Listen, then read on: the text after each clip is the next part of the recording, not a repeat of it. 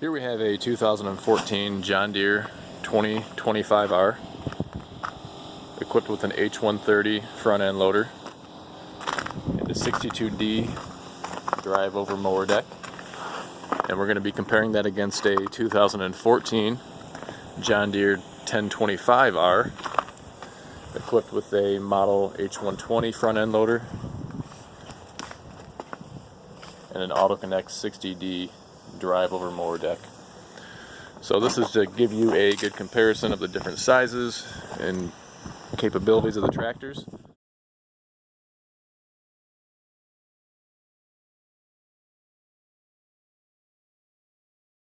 First, I guess just a basic look here at the seat. The 2025R, fairly basic, fairly standard. Where over here on the 1025R, same thing with the 1026R, you're going to see a lot thicker padding, more of a suspension style there. You're going to have armrests on the side as well. If we take a look on the left side fender, if you're sitting on the tractor, first you're going to notice your mower deck height adjustment knob right here.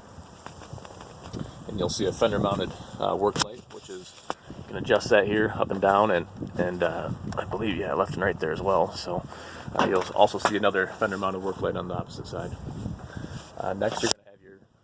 Next you're going to have your range select, which you have low, neutral, and high. And then you're going to have your PTO select, which is this lever, this yellow lever right here. You have your mid. You can operate mid and rear at the same time, as well as just your rear. So fuel fill right here, along with your gas gauge there.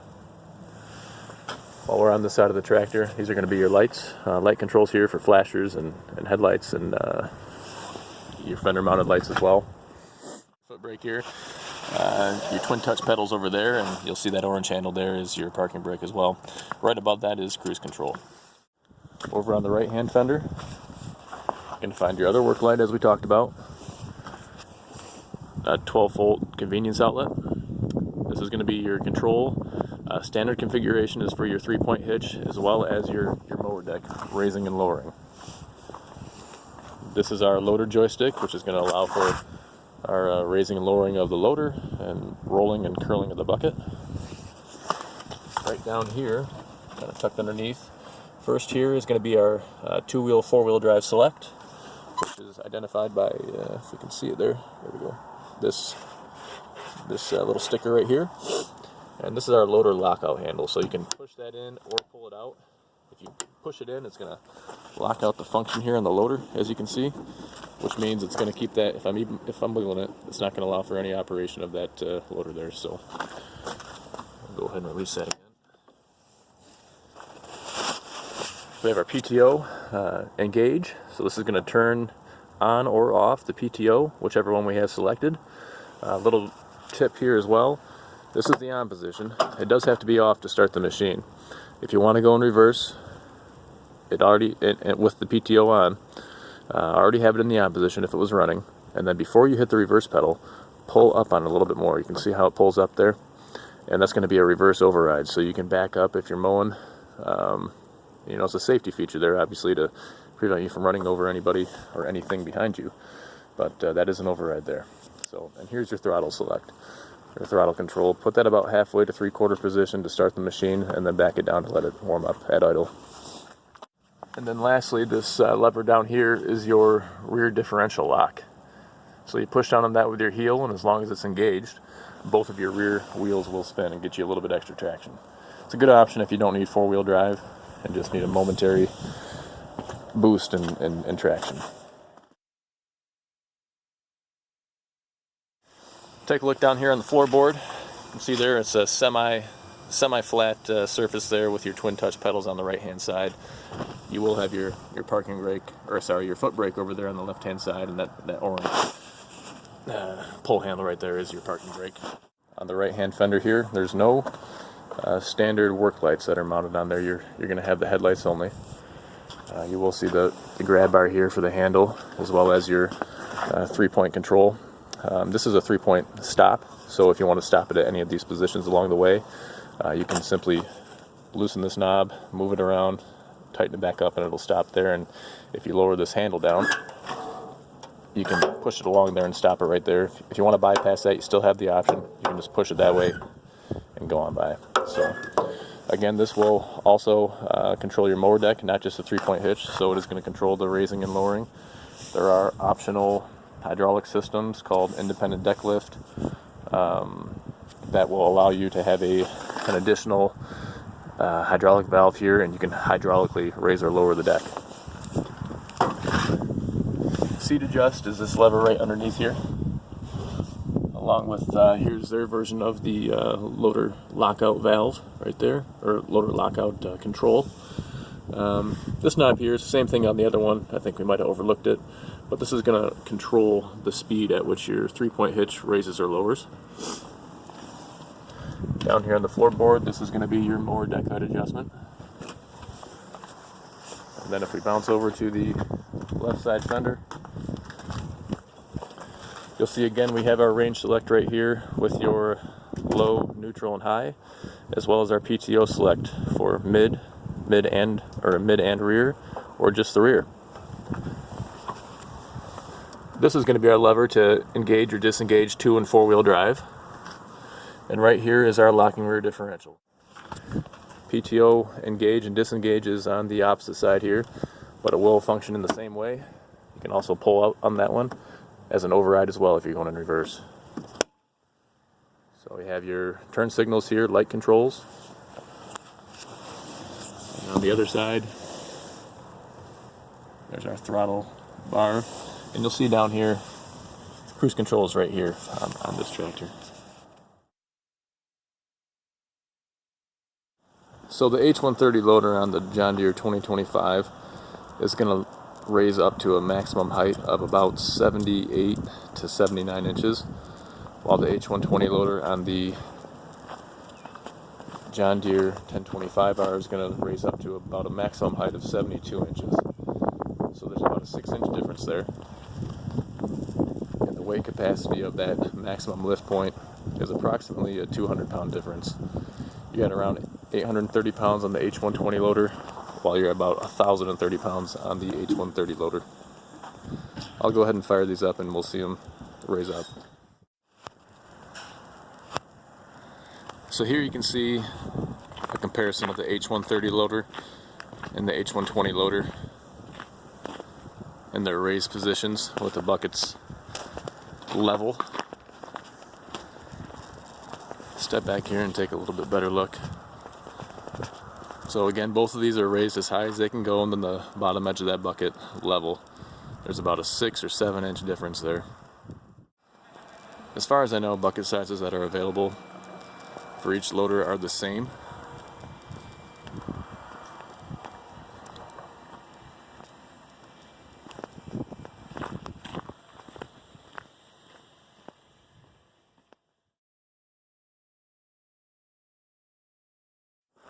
One of the more significant differences is in the rear tire size.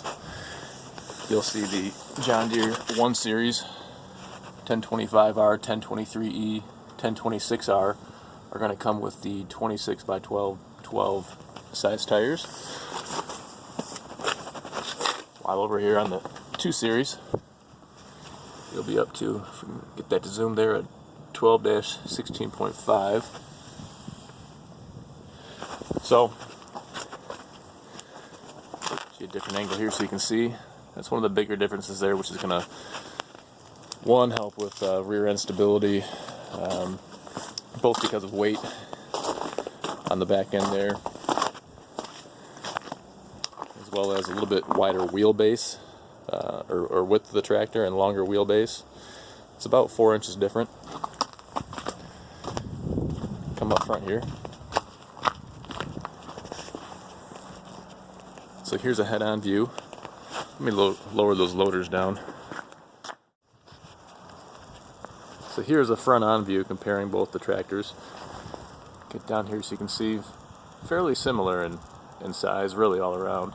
You'll see on the right there the 2025 does sit a few inches higher, although if you take a look at those seat backs there, they're just about even. But the hood of the engine there is a little bit higher. Both do have the folding ROPS though, so you can fit into a standard height garage.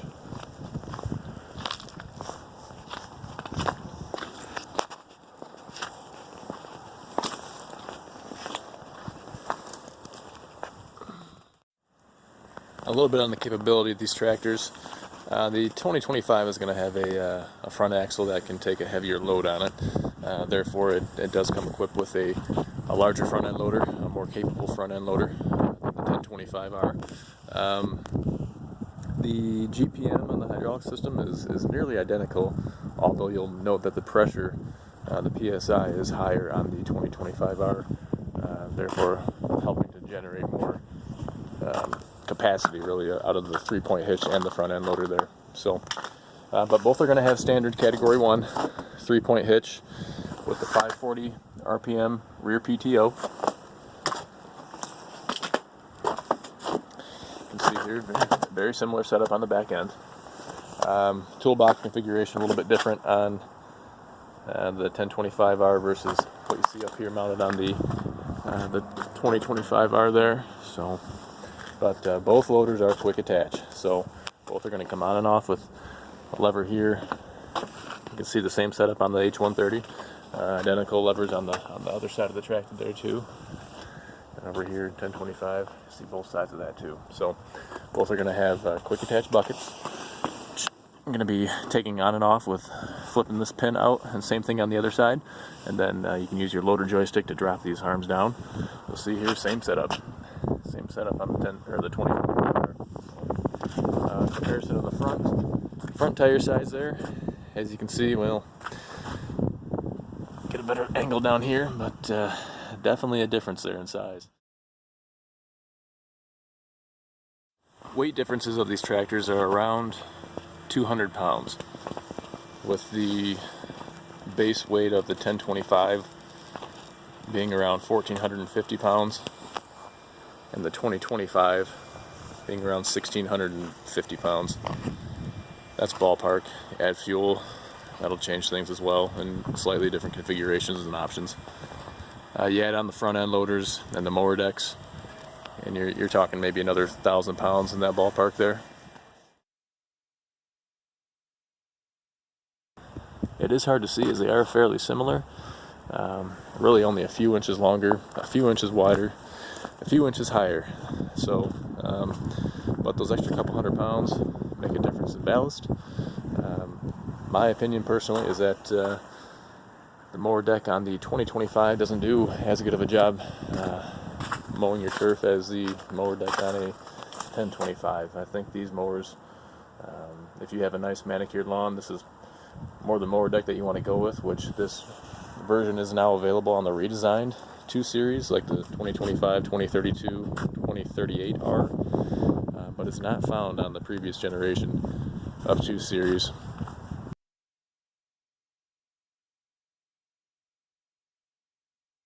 So I hope you found this overview to be helpful in getting an understanding of what each tractor is. It's not all encompassing, but gives you a good starting point there. Normally I tell folks, if mowing is your number one concern and you want to have the capability of a loader and a 3-point hitch, maybe the 1025 or the 1 series is the way to go. But if you're looking for the ability to do utility work and then also have a mower as an additional feature, then maybe the 2 series is the one for you. So price point, not too much different, just a few thousand maybe, but anyway, best idea is to come out and check them out and drive them around yourself. Try to keep these in stock all the time, but you know, they do sell out, and we need to replenish them from time to time. But if you like what you see here, please subscribe to our channel. We love hearing feedback from you guys. Feel free to call 269-720-4107.